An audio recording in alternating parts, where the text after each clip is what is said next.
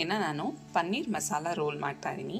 Paneer masala roll ಮಾಡೋದಕ್ಕೆ ಇಲ್ಲಿ ನಾನು ಏನೇನು ತೊಗೊಂಡಿದ್ದೀನಿ ಅಂತ ಹೇಳಿದ್ರೆ, ಮೊದಲನೇದಾಗಿ ಪನ್ನೀರ್ ತೊಗೊಂಡಿದ್ದೀನಿ. ಮತ್ತು ಪನ್ನೀರ್ನ ನಾನು ಈ ರೀತಿಯಾಗಿ ಉದ್ದುದ್ದವಾಗಿ ಕಟ್ ಮಾಡ್ಕೊಂಡಿದ್ದೀನಿ.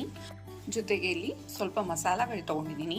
ಅದೇನೇನು ಅಂತ ಹೇಳಿದ್ರೆ, ರೆಡ್ ಚಿಲ್ಲಿ ಪೌಡರು, ಮತ್ತು ಗರಂ ಮಸಾಲ, ಕಸೂರಿ ಮೇಥಿ, ರುಚಿಗೆ ತಕ್ಕಷ್ಟು ಉಪ್ಪು, ಇದು ಜೀರಾ ಪೌಡರು, ಬಿಳಿ ಎಳ್ಳು, ಶುಂಠಿ ಬೆಳ್ಳುಳ್ಳಿ ಪೇಸ್ಟು, ಮತ್ತು 1 ಚಮಚದಷ್ಟು ಆಲಿವ್ ಆಯಿಲು, ಜೊತೆಗೆ ಮೈದಾ ಹಿಟ್ಟು 1 ಕಪ್ ಅಷ್ಟು ತೊಗೊಂಡಿದ್ದೀನಿ. ಈಗ ಮೊದಲಿಗೆ ನಾನು ಇಲ್ಲಿ ಏನೇನು ಮಸಾಲಗಳು ತೊಗೊಂಡಿದ್ದೀನಿ ಇದನ್ನು ನಾನು ಸ್ವಲ್ಪ ಆಲಿವ್ ಆಯಿಲ್ನ ಸೇರಿಸ್ಕೊಂಡು ಇದನ್ನೆಲ್ಲ ಪೂರ್ತಿ ನೀಟಾಗಿ ಕಲಿಸ್ಕೊತಾ ಇದ್ದೀನಿ. ಈ ಶುಂಠಿ ಬೆಳ್ಳುಳ್ಳಿ ಪೇಸ್ಟು, ಮತ್ತು ಬಿಳಿ ಎಳ್ಳು, ಕಸೂರಿ ಮೇಥಿ, ಉಪ್ಪು, ಅಚ್ಚ ಖಾರದ ಪುಡಿ, ಜೀರಾ ಪೌಡರು, ಇದನ್ನೆಲ್ಲ ತುಂಬ ನೀಟಾಗಿ ನಾನು ಕೈಯಲ್ಲೇ ಕಲಿಸ್ಕೊತಾ ಇದ್ದೀನಿ. ಇದಕ್ಕೆ ನೀವು ಸ್ವಲ್ಪನೇ ಸ್ವಲ್ಪ ನೀರನ್ನು ಕೂಡ ಸೇರಿಸ್ಕೋಬೋದಾಗಿದೆ. ನಾನಿಲ್ಲಿ 1-2 ಚಮಚದಷ್ಟು ಮಾತ್ರ ನೀರು ಸೇರಿಸ್ಕೊತಾ ಇದ್ದೀನಿ. ಸೇರಿಸ್ಕೊಂಡು ಇದನ್ನೆಲ್ಲ ನೀಟಾಗಿ ಮಸಾಲನೆಲ್ಲ ಕಲಿಸ್ಕೊಂಡು, ಈಗ ಇದನ್ನು ಇಲ್ಲಿ ಈ ಎಲ್ಲ ಪನ್ನೀರನ್ನ ಕಟ್ ಮಾಡಿ ಇಟ್ಕೊಂಡಿರೋಂಥ ಎಲ್ಲ ಪನ್ನೀರನ್ನು ಸೇರಿಸ್ಕೊಂಡು ಈ ಮಸಾಲ ಏನು ರೆಡಿ ಮಾಡಿ ಇಟ್ಕೊಂಡಿದ್ದೀನಿ ಅದನ್ನು ಪೂರ್ತಿಯಾಗಿ ಹಚ್ಚಿ ಸ್ವಲ್ಪ ಹೊತ್ತು ಇದನ್ನು ಮ್ಯಾರಿನೇಟ್ ಆಗೋದಕ್ಕೋಸ್ಕರ ಬಿಡ್ತಾ ಇದ್ದೀನಿ. ಇದೆಲ್ಲ ರೆಡಿಯಾಗಿದೆ. ಇದನ್ನು ಹೀಗೆ ಸ್ವಲ್ಪ ಹೊತ್ತು ಇಡ್ತೀನಿ. ಒಂದು ಪಾತ್ರೆಗೆ ಮೈದಾ ಹಿಟ್ಟನ್ನು ಸೇರಿಸ್ಕೊತಾ ಇದ್ದೀನಿ. ಮತ್ತು ರುಚಿಗೆ ತಕ್ಕಷ್ಟು ಉಪ್ಪು, ಸ್ವಲ್ಪ ಅಜ್ವಾನ, ಜೊತೆಗೆ ಬಿಳಿ ಎಳ್ಳು. ಈಗ ಇದನ್ನು ನಾನು ನೀರು ಹಾಕಿ ಇದಕ್ಕೆ ಚಪಾತಿ ಹಿಟ್ಟನ್ನು ಅದಕ್ಕೆ ಕಲಿಸ್ಕೊತಾ ಇದ್ದೀನಿ. ಇದನ್ನು ಈ ರೀತಿಯಾಗಿ ನಾನು ಕಲಿಸ್ಕೊಂಡಿರೋದಾಗಿದೆ. ಸಣ್ಣ ಸಣ್ಣ ಉಂಡೆಗಳಾಗಿ ಮಾಡ್ಕೊಂಡಿದ್ದೀನಿ. ಮತ್ತು ಈಗ ನಾನು ಇದನ್ನು ಪೂರಿ ರೀತಿಯಾಗಿ ಒತ್ಕೋತಾ ಇದ್ದೀನಿ.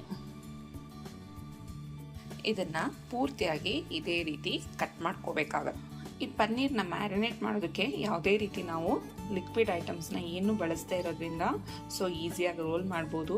ಯಾವುದೇ ರೀತಿ ಕಿತ್ತೋಗುತ್ತೆ ಅಥವಾ ಬೇರೆ ಏನಾದರೂ ಹೊರಗಡೆ ಬರುತ್ತೆ ಅನ್ನೋ ಭಯ ನಿಮಗೆ ಇರೋದಿಲ್ಲ.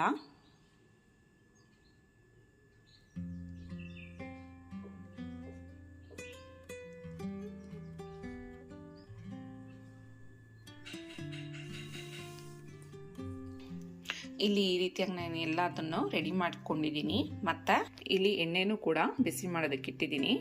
ಎಣ್ಣೆ ಕೂಡ ಕಾದಿದೆ. ಹಾಗಾಗಿ ನಾನೀಗ ಇದನ್ನು ಒಂದೊಂದಾಗಿ ಹಾಕ್ಕೊಂಡು ಬರ್ತೀನಿ. ಮತ್ತು ಎಣ್ಣೆನೂ ಅಷ್ಟೇ ತುಂಬಾ ಹೀಟ್ ಆಗುವಂಥ ಅವಶ್ಯಕತೆ ಏನಿರೋದಿಲ್ಲ. ಸ್ವಲ್ಪನೇ ಸ್ವಲ್ಪ ನಾನಿಲ್ಲಿ ಲೋ ಫ್ಲೇಮಲ್ಲಿ ಇಟ್ಕೊಂಡು ಇದನ್ನು ತುಂಬ ಕೇರ್ಫುಲ್ಲಾಗಿ ಒಂದೊಂದನ್ನೇ ಹಾಕೋತಾ ಬರ್ತಾ ಇದ್ದೀನಿ.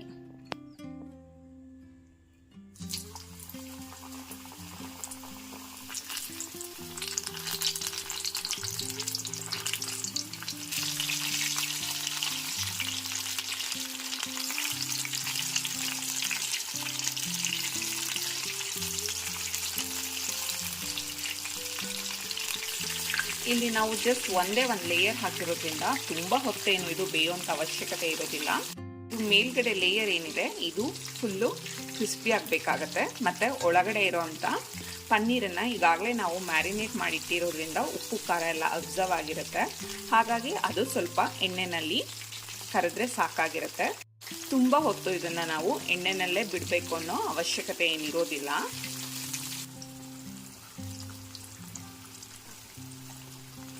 ಇದಾಗಿದೆ. ಹಾಗಾಗಿ ನಾನು ಇದನ್ನು ಎಲ್ಲ ಒಂದೊಂದನ್ನೇ ತೆಗಿತಾ ಬರ್ತೀನಿ ಹೊರಗಡೆ.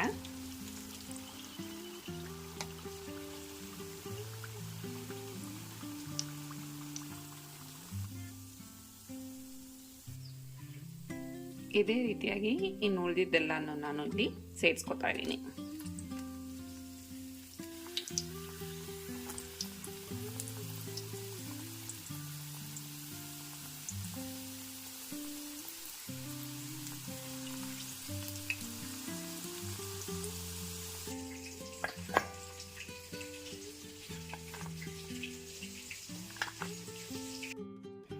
ನೋಡಿ, ಕೊನೆಯದಾಗಿ ನಿಮಗೆ ಈ ರೀತಿಯಾಗಿ ಬರುತ್ತೆ.